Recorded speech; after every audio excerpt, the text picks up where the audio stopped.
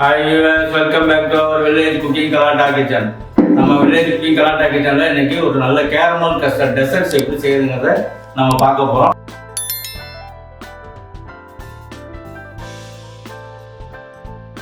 caramel custard வந்து மிகவும் நம்ம டிஃபரண்டான ஒரு டிஷ். குழந்தைகளுக்கு ஒரு ஹெல்த்தியான டிஷ். இது பெரியவங்களும் நல்லா சாப்பிடலாம். சில பேருக்கு முட்டை, பால் இதெல்லாம் சேர்ந்து சாப்பிட பிடிக்காது. ஸோ நம்ம இந்த மாதிரி செஞ்சு சாப்பிட்றப்போ ஒரு நல்ல நியூட்ரிஷனல் வேல்யூவோட நல்ல ஒரு ஹெல்த்தியான டிஷ் இருக்கும். வாங்க நம்ம சேனலுக்குள்ள இருப்போம். கேரமல் கஸ்டர்டுக்கு முதல்ல கேரமல் பண்ணிடுவோம். சுகரை வந்து கேரமலைஸ் பண்ணிடுறோம். தண்ணி இருக்கக்கூடாது, வெறும் பாத்திரம் சிம்மில் வச்சுக்கணும். ரொம்ப மினிமமாக இருக்கணும். பாத்திரம் வந்து சூடாகிட்டு இருக்கு. சுகர் பாருங்கள், நம்ம அந்த கேரமல் பண்ணுறதுக்காண்டி சும்மா ஒரு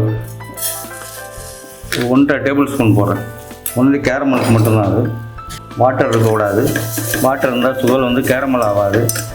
ஸோ அதனால் வெறும் சர்க்கரையை நம்ம இந்த மாதிரி மெதுவாக ஸ்லோ ஃப்ளேமில் இப்படியே கிண்டிகிட்டே இருக்கணும். ஈவனாக கிண்டிகிட்டே இருக்கணும். சுகர் டிசால்வ் ஆகி இந்த கேரமல் கலர் வந்துட்டு நம்ம இப்போ அடுப்பை ஆஃப் பண்ணிடுறேன். அடுப்பை ஆஃப் பண்ணிட்டு இந்த கேரமல்ஸை நம்ம அந்த ரெடி பண்ணி வச்சுருக்கிற இந்த கப்பில் பாட்டமில் வந்து எல்லாம் கொஞ்சம் ஊற்றணும். சுகர் ஆறுறதுக்குள்ளார ஊற்றணும். சுகர் ஆறுறதுனா செட் ஆகிடும். அடியில் பாத்திரத்து நம்ம ரெடி பண்ண பாத்திரத்துலேயே செட் ஆகிடும். அதனால் இந்த சூடு ஆறுறதுக்குள்ளாரே நம்ம எல்லா கப்லையும் ஊற்றணும். இந்த மாதிரி கஸ்டர்ட் ரெடி பண்ணிக்கிறோம். கஸ்டர்ட் ரெடி பண்ணுறதுக்கு பால் ஒரு 300 ml. நான் ஆல்ரெடி பால் காய்ச்சி வச்சுருக்கேன். அதனால் லைட்டாக இது சூடானால் போதும். பால் லைட்டாக கொதிச்சா போதும். ஏன்ட்டா ஆல்ரெடி நம்ம நல்லா பாயில் பண்ணி வச்சுருக்கேன். பச்சை வடை போகிற அளவு 300 ml ஒரு 100 கிராம்ஸ் சர்க்கரை சர்க்கரை கரையிற வரைக்கும் இது சூடானால் போதும். சர்க்கரை கரைஞ்சிருச்சு. இது நல்லா ரூம் டெம்பரேச்சர் வர வரைக்கும் இதை எடுத்து நான் அடுப்பை ஆஃப் பண்ணிட்டு இதை வெளில வைக்கிறேன். 3 முட்டை வந்து இது மாதிரி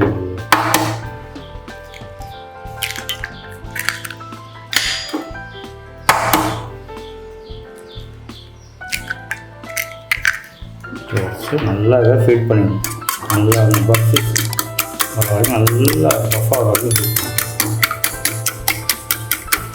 வெண்ணிலா எசன்ஸ் வந்து ஒரு 3 or 4 டாப்ஸ். ரொம்ப எசன்ஸ் போட்டிங்கன்னா அந்த எசன்ஸ் ஃப்ளேவர் ஹையாகும். நம்மளுக்கு கேரமல் ஃப்ளேவரோட எசன்ஸ் ஃப்ளேவர் அதிகமாக இருக்கக்கூடாது. அதனால் நம்ம 3 சொட்டு 4 சொட்டு அதிகப்படுத்தோம். இதில் ஒரு பிஞ்ச் வந்து நம்ம இந்த மாதிரி கிரேட் பண்ணி வச்சுருக்க ஜாதிக்காய் நட்மேக் பொடி வந்து ஒரு பிஞ்ச். ஏன் இதெல்லாம் போகிறோன்னு கேட்டிங்கன்னா, முட்டையும் பாலும் சேர்றப்போ ஒரு மாதிரி வாடை சில பேருக்கு ஒத்துக்காது. அதனால் இந்த மாதிரி போட்டால் அந்த வாடை நம்மளுக்கு சுத்தமாக இருக்காது. அதனால் இப்போ இந்த முட்டையில் போட்டு வச்சுட்டேன்.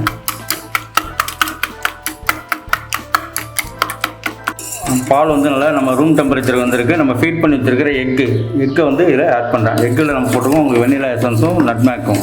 நல்லா இதை கலக்கிறோம். மிக்சர் வந்து நம்ம கேரமல் ஆல்ரெடி பாட்டில் ஊற்றி கப்பு மேலே ஊற்றுறோம். ரொம்ப ஃபுல்லாக ஊற்றுறாங்க. ஒரு கொஞ்சோண்டு கேப் இருக்கிற மாதிரி ஊற்றுங்க. அப்போ தான் அது ஸ்டீமாக வரப்போ வெளில வராமல் இருக்கும். இந்த அளவுக்கு ஊற்றுனீங்கன்னா போதும். நம்ம கேரமல் கஸ்டர்ட் வந்து இப்போ டபுள் பாயிலிங் பண்ணி எடுக்க போகிறோம். மிகவும் கவனிக்கப்பட வேண்டிய விஷயங்கள் என்னன்னு கேட்டிங்கன்னா, தண்ணி அளவு வந்து ரொம்ப ஹைட்டில் இருக்கக்கூடாது. அந்த கப்புக்கும் அதுக்கும் வந்து கிட்டத்தட்ட ஒரு 1 இன்ச்சுக்கு கீழே தான் இருக்கணும். தண்ணி கொதிக்கட்டும். தண்ணி கொதிச்சோடனே இதை சிம்மில் வச்சுட்டு நம்ம அந்த கப்பை வந்து உள்ளாரெலாம் அடுக்கணும். இப்போ நான் எப்படி அடுக்கிறத காமிக்கிறேன். தண்ணி கொதிச்சோன்னு பார்க்கலாம். தண்ணி கொதி வந்து நான் இப்போ சிம்மில் வச்சிடுறேன். ஏன்னா ரொம்ப கொதிச்சிச்சுன்னா இந்த இது மேலே வந்து தண்ணி போயிடும் உள்ளார. அதனால் இந்த மாதிரி இப்போ நம்ம ஊற்றி வச்சுருக்க கஸ்டர்டை இதெல்லாம் 1 by 1 அடுக்கிறோம். இந்த மாதிரி கஸ்டர்ட்ஸை நல்லா அழகாக அடிக்கிட்டு தண்ணி வந்து ரொம்ப பாட்டத்தில் இருக்கணும். அடுப்பு சிம்மில் இருக்கணும். ரொம்ப முக்கியமான விஷயம், அடுப்பு வந்து சிம்மில் இருக்கணும். தண்ணி கொதிச்சிடக்கூடாது. இதுக்கப்புறம் இதை வந்து நம்ம மூடி போட்டு இந்த ஸ்டீம்லேயே வேகணுது. இது ஒரு 20 மினிட்ஸ் இந்த ஸ்டீமில் நல்லா குக் ஆகட்டும். 20 மினிட்ஸ் ஆகிடுச்சு. இப்போ நம்ம அடுப்பை ஆஃப் பண்ணிவிட்டு ஸ்டீமை ஓப்பன் பண்ணிடுவோம். நல்லா அந்த கஸ்டர்டு குக் ஆகிடுச்சா அப்படின்னு பார்க்கறது பார்த்தீங்கன்னா ஒரு சின்ன சிம்பிள். நீங்கள் டூத்பிக் கூட யூஸ் பண்ணலாம். இல்லைனாலும் இந்த மாதிரி சின்ன நைஃப் வச்சு இப்படி குத்தி பார்த்தீங்கன்னாக்க இந்த நைஃப்பில் வந்து எதுவுமே ஒட்டாது. அப்போ நல்லா குக் ஆகிடுச்சுன்னு அர்த்தம். இதை நம்ம ஸ்டீம்லேருந்து வெளில எடுத்துகிட்டு நம்ம இதை எகைன் வந்து ரூம் டெம்பரேச்சர் இல்லைனா வாக்கின்ஸ் கொண்டு போயிடலாம். ஸ்டீம்லேருந்து வெளில பவுலில் எடுத்துருவோம்.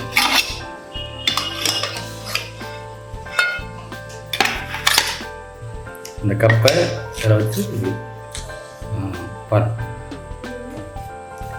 ஒரு சூப்பரான கேரமல் கஸ்டர்ட் நம்மளுக்கு ரெடி ஆகிடுச்சு. கேரமலுங்கிறது இந்த மேலே இருக்கிற ப்ரௌன் கேரமல் கஸ்டர்ட் இதுதான். இது சாப்பிட்றது வந்து நல்லா ஹெல்த்தியாக இருக்கும். நல்ல ஒரு விட்டமின், பயங்கரமான நியூட்ரிஷனல் வேல்யூ இருக்குது.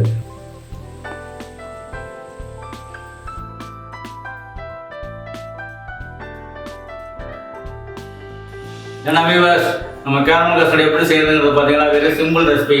நீங்களும் இந்த ரெசிபியை ட்ரை பண்ணுங்கள். ட்ரை பண்ணிட்டு உங்களுடைய குழந்தைங்களுக்கு செஞ்சு கொடுங்க. இது ஒரு நல்ல ஹெல்த்தியான நியூட்ரிஷனல் டிஷ்ஷு. நீங்கள் கண்டிப்பாக இதை செய்வீங்க நான் நம்புகிறேன். இதை செஞ்சுட்டு உங்களுடைய கமெண்ட்ஸ்லாம் எங்களுக்கு டைப் பண்ணுங்கள். எங்களோட சேனல்ஸ் வந்து மறக்காமல் சப்ஸ்கிரைப் பண்ணிட்டு பக்கத்தில் உள்ள பெல் பட்டனையும் மறக்காமல் அமுக்குங்க. மீண்டும் நான் உங்கள் நல்ல ரெசிபியோட உங்களை மீண்டும் சந்திக்கிறேன். Tata bye by.